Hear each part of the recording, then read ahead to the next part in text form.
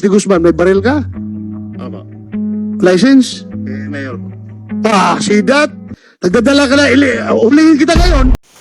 Bodyguard ni Mayor kinastigo ni Senator Ronald Bato de la Rosa. Pero mga kababayan, at bago po tayo magpatuloy, huwag po natin kalimutan subscribe ang ating YouTube channel Rupang Tausug. Mr. Guzman, may baril ka? Tama. License? Mayor po. See that?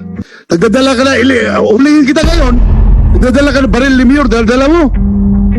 Wala po nga, hindi. Di, pag nag-duty ka, baril ni Mayor, hawak-hawak mo. That's illegal. That's illegal. Hindi ka pwede magdala ng baril ni Mayor.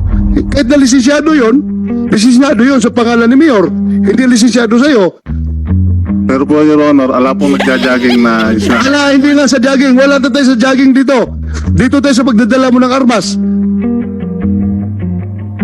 Hipe, take note. Yes, sir. Itong mga bodyguard na ito, pag may dadalang armas, aristuin mo, ha? Yes, sir. Yes, Hindi sir. po pwede yung porque bodyguard ng mayor, tahasang magbabayulit na lang ng batas. Chairman, That's not acceptable. Mr. Chair, pwede makasi. Okay. Mismo nang galing sa bibig niya na yung baril niya, baril ni Mayor. Hepe.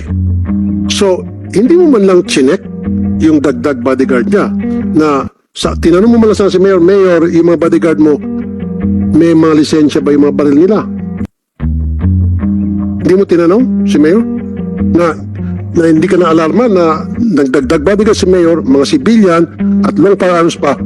Hindi mo man lang tinanong sa kanya na Mayor, yung mga bodyguard natin dyan, mga bodyguard mo dyan na nadagdagan ka ng kung ilang piraso yan, sila ba ay may mga permit to carry o meron ba silang permit to carry outside? Kahit man lang PTC, kahit man lang halimbawa na lang, okay, yung PTC, did you ask the Mayor? Yes, Your Honor. Actually, Your Honor, na-recommend din natin. Kaya nga nagkaroon ng LTOP caravan dun sa Apari, sir. Kaya nag-apply ata sila, sir. Lahat ng bodyguard ni Mayor, sir.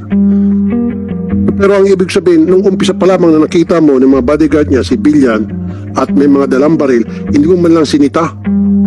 Duty bound ka, sabi nga ni Senator Bato, and mind you, dating PNP chief siya. O duty bound ka na para sitahin sila. Na, teka muna, mga Brad, yung mga baril na bitbit nyo, may mga lisensya ba yan? Ginawa mo ba yon?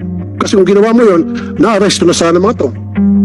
Kung gagawin mo ng tamang trabaho mo. Kasi sabi niya, wala raw lisensya, yung baril hawak niya kasi baril doon ni Mayor. Doon pa lamang, hinuli mo na sana siya. Pero I know, hindi niya kaya huliin kasi, again, he's beholden to the Mayor.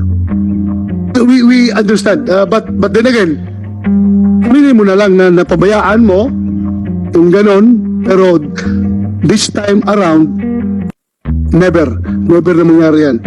Okay? Yes, Your Honor. Yes, sir. Alam ko yung shortcomings mo. Aminin mo lang na napabayaan mo si Mayor na maghawak ng bodyguard na marami. Pero ngayon, dapat hindi na po pwede yan. Not in my time, sabihan mo si Mayor. Mayor, kahit ikaw ang Mayor dito, ako ang hipi ng pulis dito, ako magpapatupad ng batas, you cannot do that. Pero Mr. Chair, again, kailangan mabago natin batas. Yun nga. Mabago natin batas. Naalisin na sa kapangyarihan ng mga mayor, ng mga politiko, yung ating PNP. Dapat national na ang mag-assign ng chief of police, PD, RD sa mga iba't ibang lugar ng Pilipinas. Hindi na po yung mga politiko.